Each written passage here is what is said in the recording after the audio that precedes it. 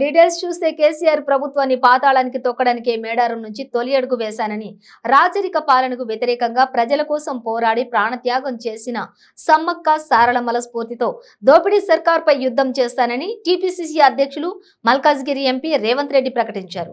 హాత్ సే హాత్ జోడో పేరుతో రేవంత్ రెడ్డి ములుగు జిల్లా తాడ్వాయి మండలం మేడారం వనదేవతల సన్నిధి నుంచి యాత్రకు శ్రీకారం చుట్టారు.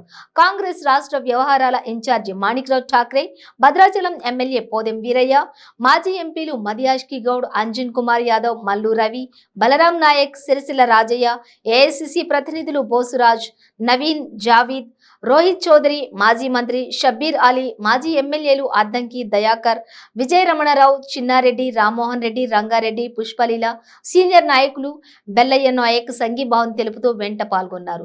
ఇక తొలుత వనదేవతల గద్దెలను దర్శించుకున్న రేవంత్ రెడ్డికి ములుగు ఎమ్మెల్యే ధనసరి సీతక్క తిలకం దిద్ది మంగళహారతి ఇచ్చి యాత్రను ప్రారంభించారు. అశేష కార్యకర్తలు, అభిమానుల కేరింతల నడుమ యాత్రను మొదలుపెట్టిన రేవంత్ రెడ్డి గోవిందరావుపేట మండలం టప్పామంచ నుంచి పస్రా వరకు పాదయాత్రగా వచ్చారు. ఇక అనంతరం పస్రాలోని రాత్రి జరిగిన రోడ్ షోలో రేవంత్ రెడ్డి ప్రజలను ఉద్దేశించి మాట్లాడారు. తెల్లదొరల నుంచి కాంగ్రెస్ పార్టీ స్వతంత్ర్యాన్ని తీసుకొస్తే ప్రధాని మోదీ తన అధికారాన్ని పదిలం చేసుకునేందుకు దేశాన్ని విచ్ఛిన్నం చేస్తున్నారని అన్నారు. త్యాగాల కుటుంబం నుంచి వచ్చిన రాహుల్ గాంధీ ఎండ వాన చలికి బెదరకుండా కన్యాకుమారి నుంచి కశ్మీర్ వరకు పాదయాత్ర చేసి దేశాన్ని ఏకం చేశారని, ఆయన ఇచ్చిన సందేశాన్ని ప్రజలకు వివరిస్తూ చైతన్యవంతులను చేసేందుకు తాను హాత్ సే హాత్ యాత్రను ప్రారంభించినట్లు తెలిపారు. సీతక్క తమ ఇంటి ఆడబిడ్డ అని, వీర తిలకం దిద్ది నన్ను సాగనంపారని, ఇక యాత్ర విజయవంతం అయినట్టేనని రేవంత్ రెడ్డి అన్నారు. 2003లో దివంగత ముఖ్యమంత్రి వైఎస్ రాజశేఖర రెడ్డి చేవేళ్ల నుంచి ఇచ్చాపురం వరకు పాదయాత్ర చేసి సంక్షేమ ప్రభుత్వాన్ని ఏర్పాటు చేశారని, అదేవిధంగా సీతక్క నియోజకవర్గమైన ములుగు నుంచి చేపట్టిన ఈ యాత్ర ద్వారా రాష్ట్రంలో అధికారంలోకి వస్తామని అన్నారు.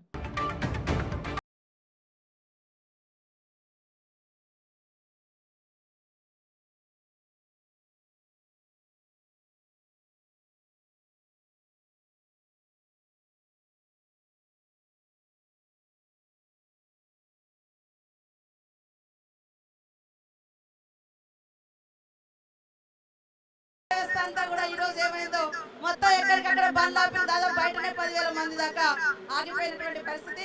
సరే ఏది ఏమైనా ఇక్కడికి మరి మొన్న సాయంత్రం 4 గంటలకు మనకు తెలిసింది రేవంత్ అన్న గారి యొక్క ఆశయ జోరో యాత్ర ఉందని. ఆ మాటతో ఒక్క పిలుపుతో మరి అశేషంగా తరలి వచ్చి ఈ సమావేశాన్ని విజయవంతం చేయాలన్నటువంటి తాపత్రయం, ఆలోచన మీకుందంటే కాంగ్రెస్ ని ఏ రకంగా తొందరలో అధికారంలోకి తీసుకురావాలన్నటువంటి ఉత్సాహం మీలో ఉందో అర్థమవుతున్నది.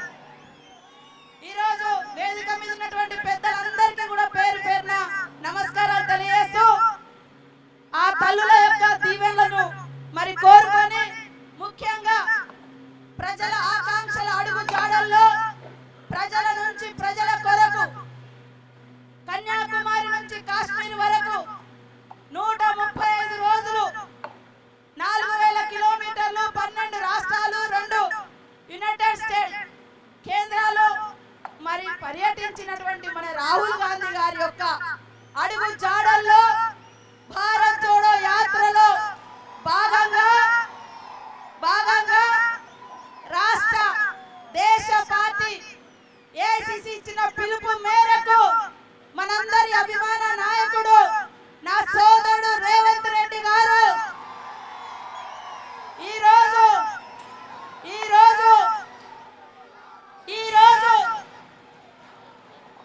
ఆదివాసుల హక్కుల కోసం ఆనాడు ఈ ప్రాంతంలో ప్రజలందరి కోసం మరి పన్నులు కట్టాలని వేధించినటువంటి ప్రభువులకు వ్యతిరేకంగా మన పూర్వీకుల రక్షణ కోసం, హక్కుల కోసం పోరాడి అమరులై మనందరి ఇంటి ఇలవేల్పులుగా వెలుగొందుతున్నటువంటి, అందరి దైవాలుగా పేరొందినటువంటి, అందరి ఇంటి ఇలవేల్పులు అందరూ చేర్చుకునే కులము, మతము, ప్రాంతం అని తేడాలు లేకుండా మనందరి దైవంగా భావించేటువంటి సమ్మక్క సారళమ్మ సన్నిధి నుండి ఈ రోజు నా సోదరుడు మరి యాత్రను ప్రారంభించడం నాకు ఈ ప్రాంత బిడ్డగా, మీ అందరి ఆడబిడ్డగా మరి అత్యంత గర్వంగా ఉంది, అభిమానంగా ఉంది. ఈ మీటింగును విజయవంతం చేసి మీరందరూ కూడా మరింత ఉత్సాహాన్ని ఇచ్చినందుకు పేరు పేరున మీకు పాదాభివందనాలు తెలియజేస్తా ఉన్నాను. ఎప్పుడు కూడా పిలుపునివ్వగానే నేను ఒక పేదింటి బిడ్డను, ఒక వెనుకబడ్డ వర్గాల బిడ్డను అయినప్పటికీ అందరూ కూడా నన్ను హక్కున చేర్చుకొని తాత అక్కే అంటారు, మునిమనుమడు కూడా అక్కే అంటారు. అంటే ఒక్క ఇంట్లో 3 తరాలతోటి 3-4 తరాలతోటి అక్కని పిలిపించుకున్నటువంటి అదృష్టాన్ని కల్పించిన మీ అందరి యొక్క అభిమానం జీవితంలో మర్చిపోనని కూడా ఈ సందర్భంగా తెలియజేస్తా ఉన్నాను. అందుకనే అప్పుడైనా ఇప్పుడైనా పేద ప్రజల కోసం, పేద హక్కుల కోసం మీ అందరినీ నా కుటుంబ సభ్యులుగా భావించుకొని మీరే నా కుటుంబాన్ని జీవిస్తా ఉన్నా. నన్ను ఆదరించినందుకు నా జీవితంలో కూడా మీ యొక్క అభిమానాన్ని మర్చిపోలేనని కూడా ఈ సందర్భంగా తెలియజేస్తా ఉన్నాను. అదేవిధంగా నా సోదరుడు కాంగ్రెస్ పార్టీ నాయకుడు టీపీసీసీ అధ్యక్షుడు చేస్తున్నటువంటి యాత్రకు కూడా మీరందరూ కూడా యాత్ర నుంచి కాంగ్రెస్ను అధికారంలోకి తీసుకొచ్చేంత వరకు అడుగులో అడుగేస్తూ చేతిలో చేయి కలుపుతూ భుజం తట్టి ముందుకు నడపాలని కూడా రేవంత్ రెడ్డి గారి యొక్క నాయకత్వంలో మనమందరం కూడా బలంగా పనిచేసి బలమైనటువంటి కాంగ్రెస్ పార్టీని నిర్మించి తద్వారా ప్రజా సంక్షేమ రాజ్యాన్ని ఇచ్చేటువంటి పాలనను తీసుకురావాలని కూడా మీ అందరినీ కోరుకుంటా ఉన్నాను. ఈరోజు రేవంత్ రెడ్డి గారు వస్తున్నారంటే రాత్రికి రాత్రే పోడు భూములకు పట్టాలు ఇస్తామని డప్పు సాటింపులు చేసిర్రు, అనేక ఆంక్షలు పెట్టిర్రు. అయ్యా, పోడు భూముల కోసం ఆనాడైనా ఈనాడైనా ఎప్పుడైనా నేను కానీ రేవంత్ రెడ్డి గారు కూడా ఇదే ప్రాంతంలో పోడు భూముల సమస్య మీద గుడిసెలు గాలబెడితే ఇదే ఈ ఊర్లలోకి వచ్చి జలగలంచకు కానీ ఈ ప్రాంతానికి వచ్చి భరోసా ఇచ్చినటువంటి చరిత్ర ఉంది. మరి పోరాడుతుంటే ఇప్పటి వరకు మీరు పోడు భూములకు పట్టాలు ఇవ్వలే, రెవెన్యూ భూములకు పట్టాలు ఇవ్వలే, అసైన్ భూములు గుంజుకుంటా ఉన్నారు. ధరణి పేరుతోటి మొత్తం కూడా భూములు పట్టాలు కాకుండా ఎక్కడికక్కడ మూసేసి ఇవాళ కులాల పంచాయతీలు, మతాల పంచాయతీలు, ఎక్కడ ఏ చిన్న ఇన్సిడెంట్ వాళ్ళే చేస్తారు, ఎమ్మెల్యే గారు చేస్తున్నారనే బదనం చేస్తున్నారు. కానీ నియోజకవర్గం అంటే నా కుటుంబం, ఈ నియోజకవర్గాన్ని కాపాడుకోవడమే నా ధ్యేయంగా పనిచేస్తా ఉన్నాను. కాంగ్రెస్ అంటేనే పోడు భూములు ఇచ్చే పార్టీ, కాంగ్రెస్ పార్టీ అంటేనే పేదలకు ఇల్లు ఇచ్చిన పార్టీ, హౌస్ ఇచ్చిన పార్టీ, కాంగ్రెస్ పార్టీ అంటేనే లక్షలాది ఎకరాలు పేదల పరం భూములు ఇచ్చినటువంటి పార్టీ, కాంగ్రెస్ పార్టీ అంటేనే ఇవాళ ప్రతి ఒక్కరికి 100 రోజుల 100 డేస్ వర్క్ వచ్చిందంటే, ఉపాధి దొరికిందంటే కాంగ్రెస్ పార్టీ. కాబట్టి ఇవాళ మన బీసీ పిల్లలకు ఫీజు రియంబర్స్మెంట్, ఎస్సీలకు రిజర్వేషన్స్, ఎస్టీలకు రిజర్వేషన్స్, మరి బడుగు బలైన వర్గాలతో పాటు అగ్ర కులాలలో ఉన్నటువంటి పేద వాళ్ళకు కూడా ఇండ్లు ఇచ్చి భూములు పంచి పిల్లల చదువులకు అవకాశం ఇచ్చినటువంటి పార్టీ. ఈ పార్టీని కాపాడుకుందామా వద్దా? కాంగ్రెస్ పార్టీని కాపాడుకుందామా వద్దా? ఇవాళ ఉన్న భూములు గుంజుకునేటువంటి పార్టీలకు ఓట్లేద్దామా? ఒక దిక్కు పోడు భూములు, ఒక దిక్కు అసైన్డ్ భూములు, ఒక దిక్కు రెవెన్యూ భూములు లాక్కొని మనకు చిప్ప చేతికిచ్చేటువంటి బీజేపీ టీఆర్ఎస్ పార్టీలను బలపడదామా? ఒక్కసారి ఆలోచించాలని ఈ సందర్భంగా కోరుకుంటూ, మీరు ఎప్పటి నుంచో దాదాపుగా పొద్దు నుంచి ఇక్కడికి వచ్చి ఉన్నారు, చాలామంది కూడా బయట ఉన్నారు. వారందరికీ ఒకటే విజ్ఞప్తి, అన్న రేపటి వరకు కూడా మన దగ్గరే ఉంటాడు, అందరూ తల్లి రండి, మరి ఈ యొక్క ఉద్యమాన్ని బలపరచండి, చేతిలో చేసి నడవండి అని కూడా పేరు పేరున విజ్ఞప్తి చేస్తూ నా నియోజకవర్గ నాయకులందరినీ అభినందిస్తూ, బయట నుంచి కూడా వచ్చినటువంటి నాయకులందరికీ కూడా పేరు పేరున ధన్యవాదాలు తెలియజేస్తూ, అందరికి ఇక్కడ మాట్లాడించేటువంటి అవకాశం లేకపోవడం బాధాకరం, అయినప్పటికీ నన్ను అర్థం చేసుకుంటారని భావిస్తూ అందరికీ నమస్కారాలు. జై కాంగ్రెస్, జై సోనియమ్మ, జై రాహుల్ గాంధీ, జై మల్లికార్జున్ ఖర్గే, జై రేవంత్ రెడ్డి, జై రేవంత్ రెడ్డి. ఈ ప్రాంత ప్రజలు జంపన్న వాగులో నీళ్లు దాగిన పౌరుషాన్ని ఈ ప్రభుత్వం మీద ప్రదర్శించడానికి సిద్ధంగా ఉన్నారు. అదే విధంగా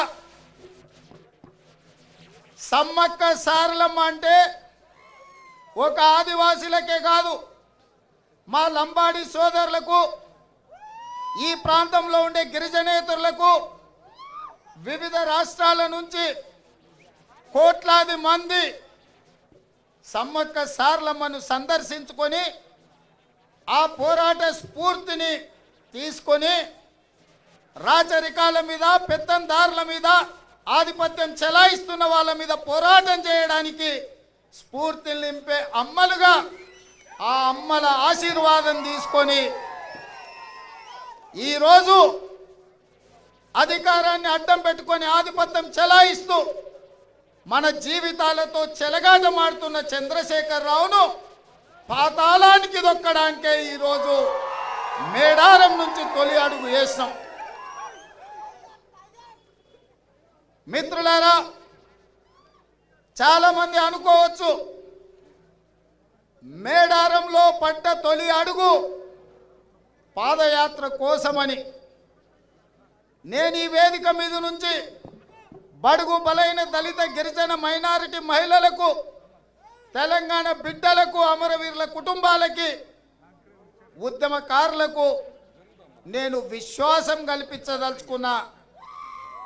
ఈనాడు మేడారంలో పడ్డ అడుగు చంద్రశేఖరరావు గారి ప్రభుత్వాన్ని పాతాళానికి తొక్కడానికే అని చెప్పి నేను ఈ వేదిక మీద నుంచి చెప్పదలుచుకున్నా.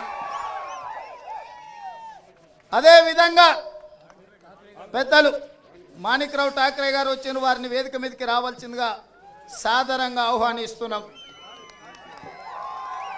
అదేవిధంగా చాలామంది పాత్రికేయ మిత్రులు 2003 నాటి పరిస్థితులను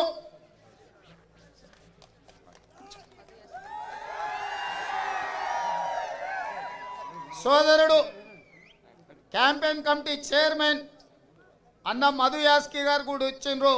వారికి కూడా హర్షత్వాల ధ్వనులతోటి స్వాగతం పలకాల్సిందిగా విజ్ఞప్తి చేస్తున్నా.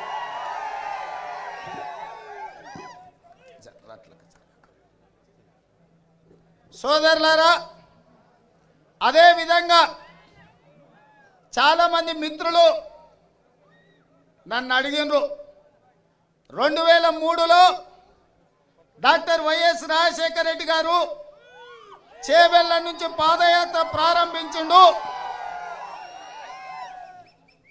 చేవెళ్ళ నుంచి ఇచ్చాపురం వరకు ఆనాడు వైఎస్ రాజశేఖర రెడ్డి గారు పాదయాత్ర చేసి కాంగ్రెస్ పార్టీని అధికారంలోకి తీసుకొచ్చి ఒక సంక్షేమ రాజ్యాన్ని, ఒక అభివృద్ధి రాష్ట్రాన్ని ముందుకు తీసుకెళ్ళిండు. చేవెళ్ళ చెల్లెమ్మ సెంటిమెంట్ కాంగ్రెస్ పార్టీకి ఉంది కదా. ఇవాళ నాకు సీతక్కకు మా కుటుంబానికి ఉన్న అనుబంధం, మా ఇంటి ఆడబిడ్డ సీతక్క నియోజకవర్గంలో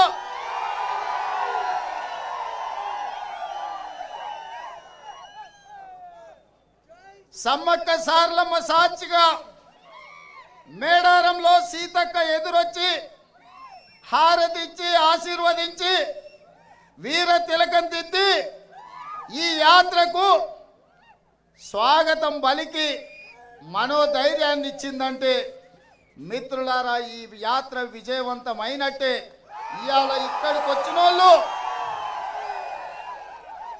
ఇవాళ పోలీసులు ఆపినా, కిలోమీటర్ల దూరం నడిపించిన, ఒక్క బండి పెట్టకుండా, ఒక్క రూపాయి ఇవ్వకుండా, క్వార్టరో హాఫ్ ఫుల్లో పొయ్యకుండా,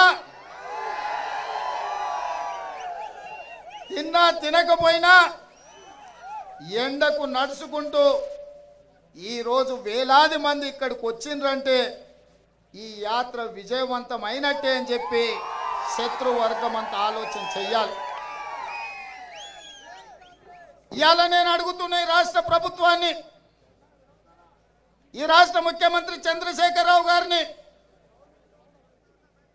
నేను సూటిగా ప్రశ్నిస్తున్నా. నీ ప్రభుత్వం చూస్తుంటే బొందబెట్టిన రాచరికం మళ్ళీ పుట్టినట్టు కనిపిస్తుంది. దిగంతాలకు తరిమిన రజాకర్ల పాలన తిరిగి మళ్ళీ తెలంగాణ పల్లెలకు చేరుకుంటున్నట్టు ఉంటుంది. ఇవాళ ఇక్కడ పరిస్థితులు చూస్తుంటే ఒకనాడు ఈ తెలంగాణ గడ్డ సాయుధ రైతాంగ పోరాట స్ఫూర్తితో వేలాది వీరులు నేల కొరిగి స్వేచ్ఛను, సామాజిక న్యాయాన్ని, స్వయం పాలన సాధించిన ప్రాంతం. తెలంగాణ రాష్ట్రం కోసం వందలాది మంది యువకులు ఆత్మ బలిదానం చేసుకొని ఈ తెలంగాణ రాష్ట్రాన్ని సాధించుకున్నాం. మిత్రులారా, అరే ఉండరా నాయన, నువ్వు ఎక్కువ అల్లరి చేస్తున్నావు, ఎక్కువ ఉండు. మిత్రులారా, ఇవాళ ఒక్కసారి గుండె మీద చేయబెట్టుకొని ఆలోచన చేయండి. నిన్నగాక మొన్న వందలాది తెలంగాణ బిడ్డలు, ముఖ్యంగా దళితులు, గిరిజనుల, బలహీన వర్గాల బిడ్డలు 1200 మంది ఆత్మ బలిదానాలు చేసుకుంటే తెలంగాణ వచ్చింది. నేను ఇక్కడ వచ్చిన మా యువమిత్రులను అడుగుతున్నా, ఈ తెలంగాణ కోసం ప్రాణాలు అర్పించిన వాళ్ళని అప్పుడే మనం మర్చిపోయినామా? వాళ్ళ తల్లిదండ్రులు ఇంకా బ్రతికే ఉన్నారు. వాళ్ళ తల్లిదండ్రుల యొక్క రోదన ఇంకా మా చెవులకు వినిపిస్తూనే ఉంది. ఇవాళ సాయుధ రైతాంగ పోరాట స్ఫూర్తిని చెప్పుకునే మనం వందలాది బిడ్డల త్యాగాలతోని, ఆత్మ బలిదానాలతోని ఏర్పడ్డ తెలంగాణలో ఇవాళ వాళ్ళకు అన్యాయం జరుగుతుంటే, ఆ స్ఫూర్తిని దెబ్బతీస్తుంటే, అమరవీరుల త్యాగాలని ప్రభుత్వం కాలగర్భంలో కప్పేయాలని చూస్తుంటే, వాళ్ళ త్యాగాల పునాదుల మీద మట్టి కప్పాలని ఆలోచన చేస్తుంటే హృదయం ఉన్న మౌనంగా ఉందమా? ఒక్కసారి ఆలోచన చేయండి. ఆ పైన మా మిత్రులను అడుగుతున్నా, ఇవాళ ఈ గడ్డ ఆనాడు సమ్మక్క సారలమ్మ నుంచి కాకతీయ సామ్రాజ్యం మీదనే ఎదురొడ్డి నిలబడి ప్రాణ త్యాగాలు చేసిన ఈ గడ్డ సాయుధ రైతాంగ పోరాటంలో ఒడిసేలలో రాళ్లు పెట్టి, కళ్ళలలో కారం కొట్టి, రజాకర్ల పైజామాలు ఊడగొట్టి, రోకలు బండలు చెక్కి తరిమిన చరిత్ర ఉన్న ఈ గడ్డ